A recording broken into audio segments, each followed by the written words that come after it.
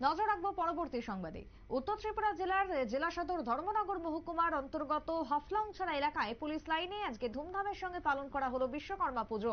Police কর্মীরা এই সমস্ত পুজোর আয়োজন করে ভক্তি এবং নিষ্ঠার সঙ্গে পুজো সম্পন্ন করলেন পুলিশ কর্মীরা। পুলিশ কর্মীদের এই পুজোকে ঘিরে উপস্থিত ছিলেন উত্তর ত্রিপুরা জেলার পুলিশ সুপার ভানুপদ চক্রবর্তী। উত্তর জেলার পুলিশ সুপার ভানুপদ চক্রবর্তীর কি বক্তব্য উঠে এসেছে আজকের পুজোকে ঘিরে, শুনুন। কোন জায়গায় আছে? আমি প্রথমে আপনাদের যে চ্যানেল আছে সেই চ্যানেলে যারা ভিউয়ার আছেন ওনাদের সবাইকে বিশ্বকর্মা পূজার শুভেচ্ছা জানাচ্ছি,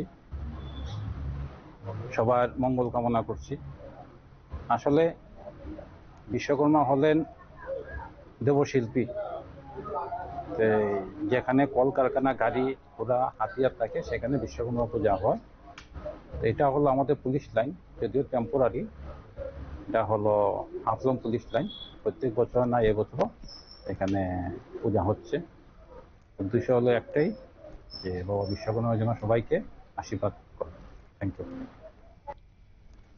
আপনারা শুনলেন পুলিশ সুপার ভানুপদ চক্রবর্তীর বক্তব্য। তিনি নিজেও যেরকম শুভেচ্ছা জানিয়েছেন সকল দর্শকদের এবং তার সাথে বিশ্বকর্মা পুজোর প্রত্যেক বছরই আয়োজন হয়ে থাকে, এবারও তার ব্যতিক্রম নয়, এমনটাই জানিয়েছেন ভানুপদ চক্রবর্তী।